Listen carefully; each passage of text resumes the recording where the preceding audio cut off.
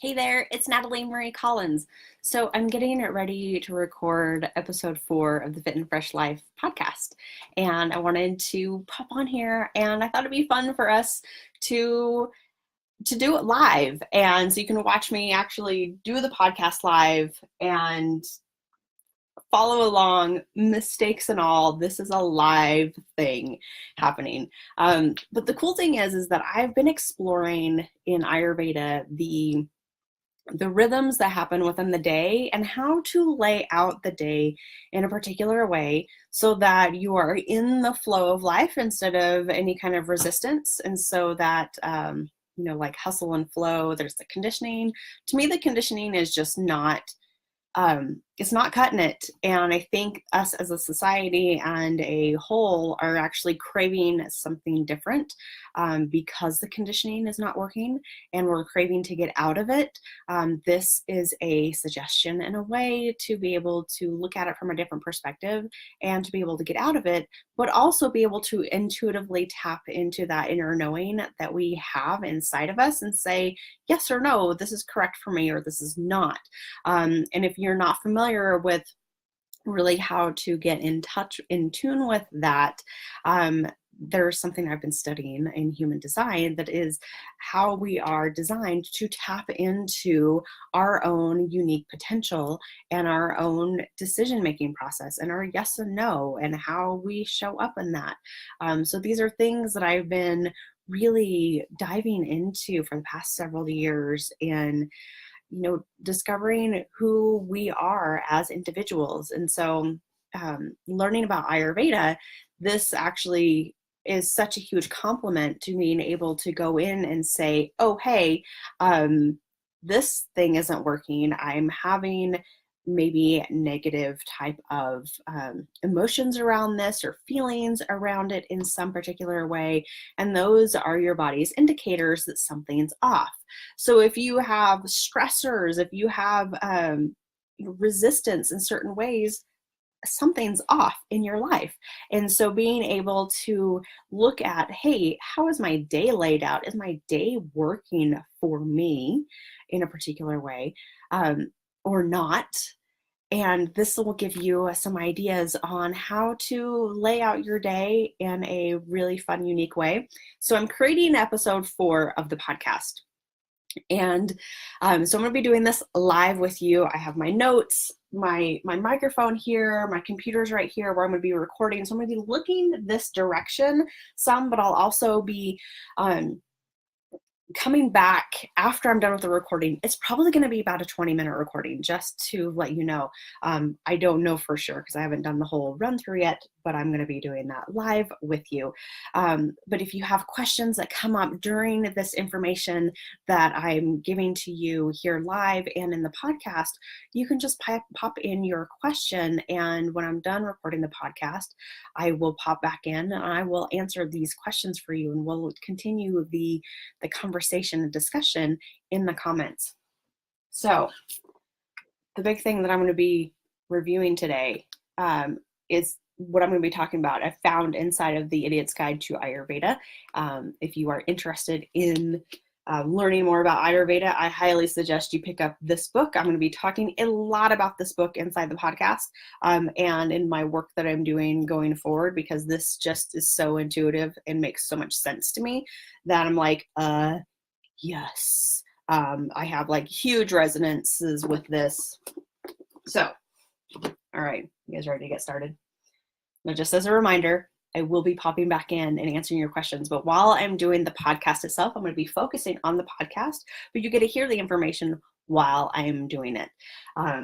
So I'm not ignoring you. Just know that I'm doing these two things at once. And then when I'm done with the podcast, I'll pop back on and say hello, and we'll close this out.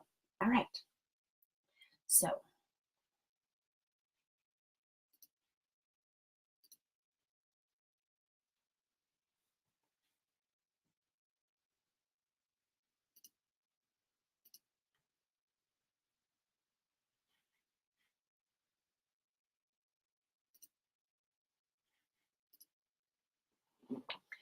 Welcome to the Fit and Fresh Life podcast, where together we'll be exploring the science of you.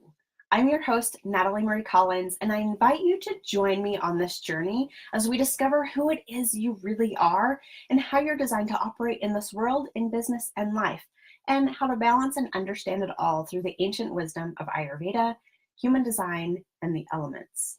So today in episode 4, we're going to be exploring the time and productivity, and more specifically, how to lay out your day according to Ayurveda.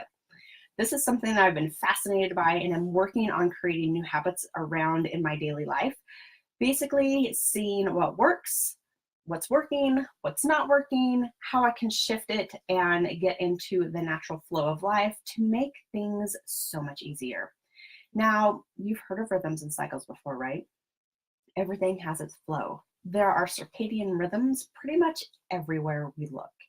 If you've never looked into circadian rhythms and you're an entrepreneur, I highly suggest that you do, because it'll help you understand the natural cycle of not only nature, but also people, especially if you're creating courses, launches, and even workshops. It's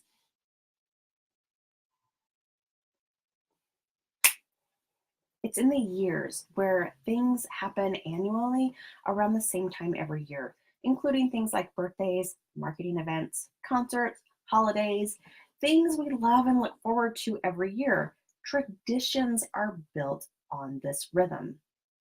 Seasons happen on a rhythm the same as our calendar quarters do.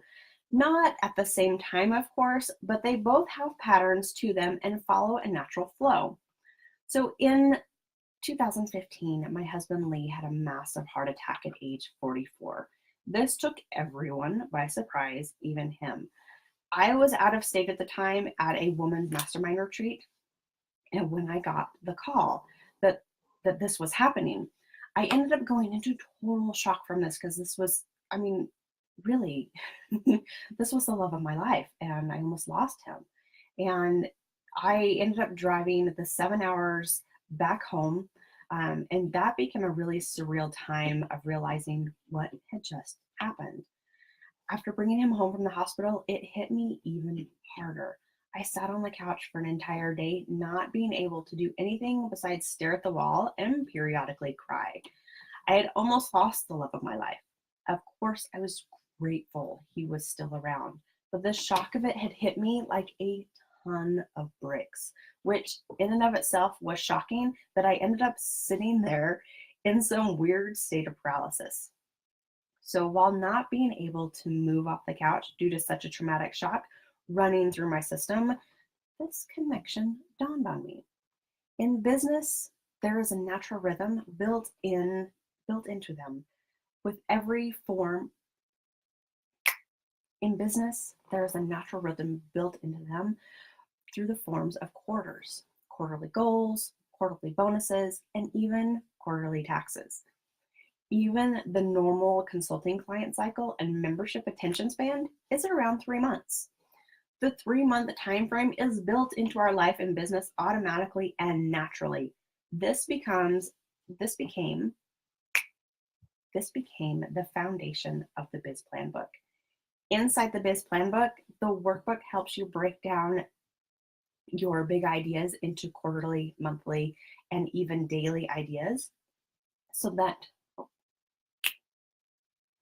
inside the Biz Plan book, the workbook helps people break down their big ideas into quarterly, monthly, weekly, and even daily ideas, so that they can know exactly what they're talking about and creating on their blogs, newsletters, courses, and more. I tell you this because there's something really cool I recently learned in Ayurveda. While reading through The Idiot's Guide to Ayurveda by Sahara Rose, she explains this beautifully in chapter 9. I'm going to talk through this and give you the Cliff Notes version here. So Ayurveda teaches us that there's a rhythm that happens every day that correlates with the doshas. Imagine with me a clock. I'll add a visual on this in the show notes at fitandfreshlife.com/podcast/004 for you. So this clock, according to Ayurveda, it says that there are 6 4-hour periods that happen each day. Each period relates to a certain dosha and repeats twice throughout the day. It starts with kapha time, going from 6 a.m. to 10 a.m. and again from 6 p.m. to 10 p.m. It's during these times that it's associated with the rising and falling of the sun. It's grounded earth energy and shows that the earth is preparing for the day and settling down for the night. It's the time of day when you should be slowly preparing your body for the day and then settling it down for the evening. The peak of the day and night are pitta time, going from 10 a.m. to 2 p.m. and then again from 10 p.m. to 2 a.m. This is when the energy of the day is almost its strongest, This is when the energy of the day is at its strongest and sharpest. It also correlates with the heat of the day and the darkness of the night, both very powerful energies. The creative time of day is associated with bata time, going from 2 p.m. to 6 p.m. and again from 2 a.m. to 6 a.m. Because it's the transition between day and night, it represents the dreamlike state where you're most active. It represents this dreamlike state where your most active daydreams and night dreams like to play. As a society, we aren't trained to plan or go about our day according to this energy of the day. Instead, we are trained to get up quickly, go straight into the hustle and grind. And instead, we are trained to get up quickly and go straight into the hustle and grind. What I started to tap into while I sat there on the couch in shock was the beginning of the recognition of this. One of the super cool things I love about Ayurveda is that it teaches that we are our own best healer, and through balance, we can live a healthy life. It's very natural and intuitive, so much so. It's also very natural and intuitive, so much so that you may be practicing many parts of Ayurveda and not even realize it. So this system helps us to tap into that deeper wisdom more effectively so that we can truly feel what is right for us. It was after the shock of the heart attack that I started to structure my day where I didn't start working until 10 a.m., which, if you'll remember just a minute ago, is the beginning of pitta time. I started naturally tapping into this rhythm. So what if we all started to tap into the energy of the day? What if we started to live our lives inside of this flow? What would that look like exactly? When I recently heard about the doshas as times of day, this really started to make a lot of sense to me and also tickled me quite a bit. Because I'm an entrepreneur and work from home, I've had the luxury over the past several years to be able to play with this more and see how this really works. Now that I'm aware of these time periods, I'm really creating the structure of my day with more intention and going with the flow of the doshas. Since moving from Atlanta, which is East Coast time, to Utah, which is Mountain time, some of my standard appointments that were at 10 a.m. on the East Coast are now at 8 a.m. on Mountain time. So the adjustment hasn't been as seamless as I wanted it to be, but I can still work with this on most days. So let's look at what this might look like exactly. Let's explore what all of these really mean according to Ayurveda and how you can put it into practice for yourself. Because what I've discovered and experimented with is that the more you follow this Ayurvedic schedule, the more effective all of your tasks, the more effective at all of your tasks you become because you are working with and not against your own nature. On page 120 in the Idiot's Guide to Ayurveda, it states that Ayurveda has found that if you want to function at your optimal potential, you must schedule your day with the solar and lunar cycles. This means rise with the sun when the sun rises, building your energy as the sun increases in the sky, eating your biggest meal when the sun is at its peak, and depending on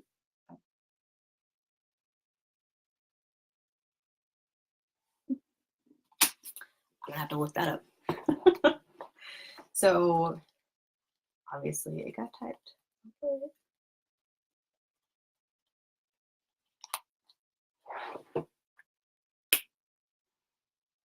and descending your energy with the sun afterwards. So let's dive into this. So kapha time, if you remember, is from 6 a.m. to 10 a.m. It is recommended that you start your day right before the sun rises. As the sun wakes up, the earth, you wake up with the earth as well. Ayurveda recommends to start the day slowly and in tranquility. To do this, you should watch the sun rise in meditation before the stress of the day begins. It also teaches that if you don't want to feel tired throughout the day, don't sleep through kapha time. If you sleep through it, you'll increase the heavy energy in your body and carry it with you throughout the day. To avoid this, wake up right before 6 a.m. This is also the best time to exercise, starting with a light exercise to get your body moving, like yoga, light stretching, or even jumping jacks, then moving into your more normal exercise. I personally pop over to Orange Theory Fitness and always go so that my workout ends before 10 a.m. I'm usually there between 8 or 9 a.m. It's also recommended to not eat before you exercise because the workout will help you increase your metabolism for the rest of the day. I don't know about you, but I can't stand to exercise with food in my system at all. I don't like exercising at night because it throws my stomach off. And let's face it, I'm usually out of energy by then anyways. But in the mornings, I do need just a little something in my system to just help me balance my blood sugar and get my system going so I don't crash right after my workout. So what I do is I drink a cup of bio coffee with a scoop of collagen, and sometimes, depending on what my body wants or not, I'll add some powdered MCT oil to it to help get me going. I find that this gives me just enough energy to make it through my morning workout without adding any extra weight to my stomach. With this, I've never once gotten an upset stomach while working out with this mixture.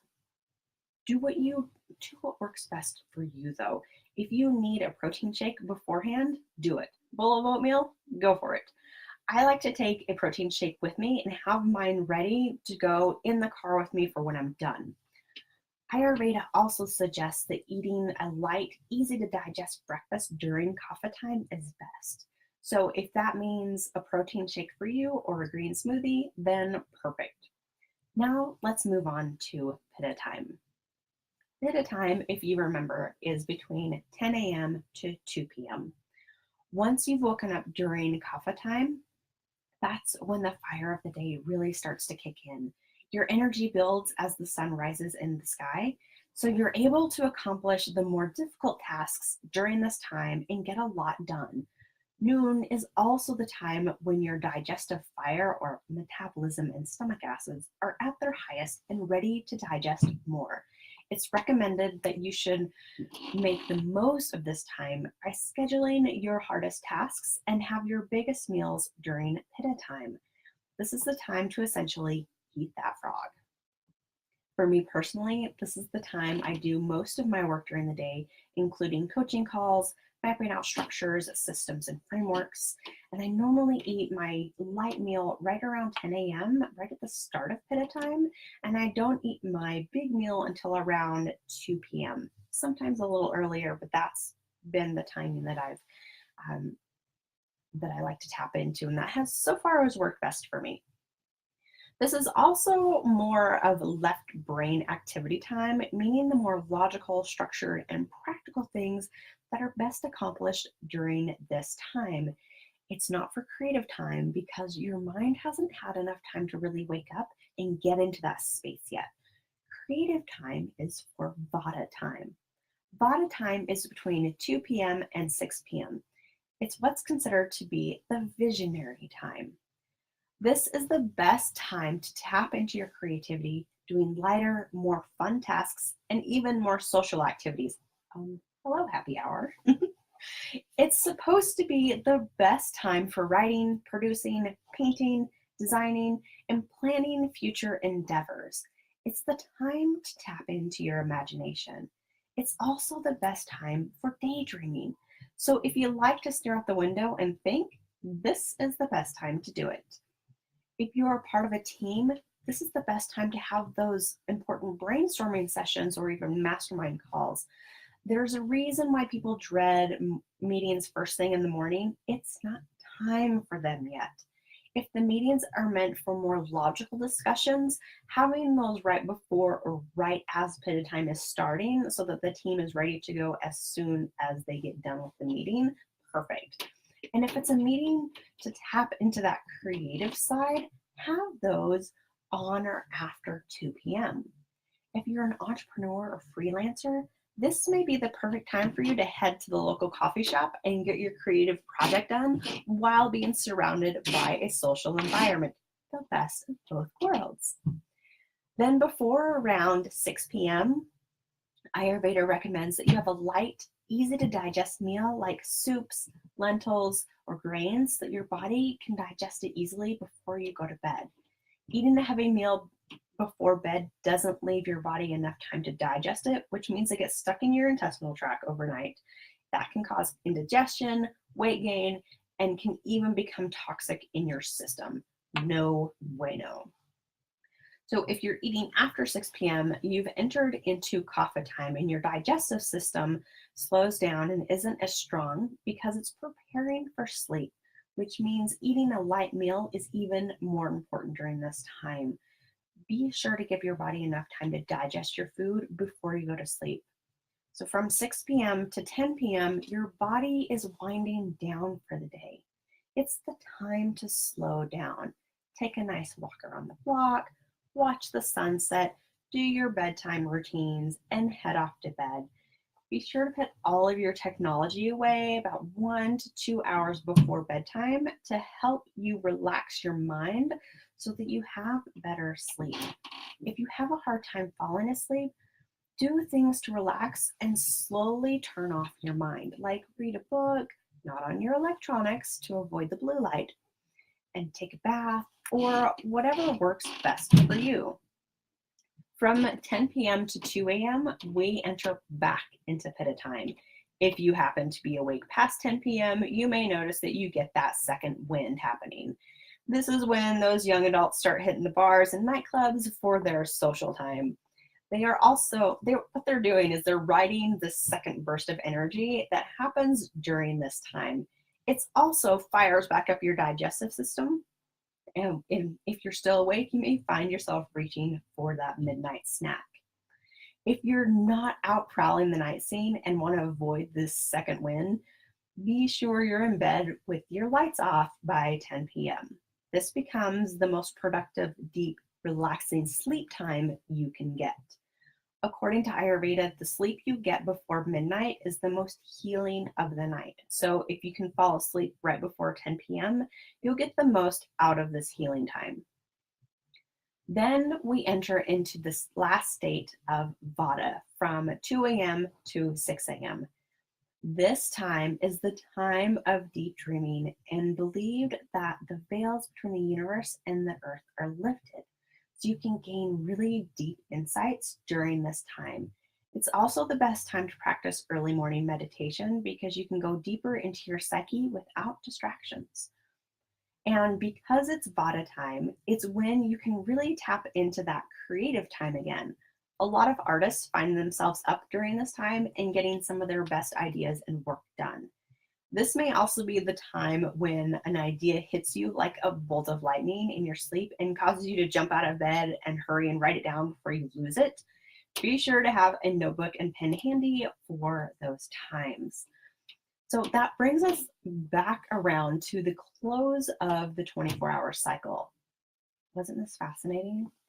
Since learning about the cycles that happens each and every day, I've really been paying attention to it and working on structuring my day around it to become more in the flow of it all. Once I saw it, it made so much sense to me, and I hope it makes a lot of sense to you too. I know this has been a lot to digest. I invite you to start playing with and tapping into this flow during the day and seeing what happens. For me, some aspects have been easier to follow than others and have been a bit more challenging to get out of the conditioning of the hustle-driven society that we're in and into this natural rhythm. But the nature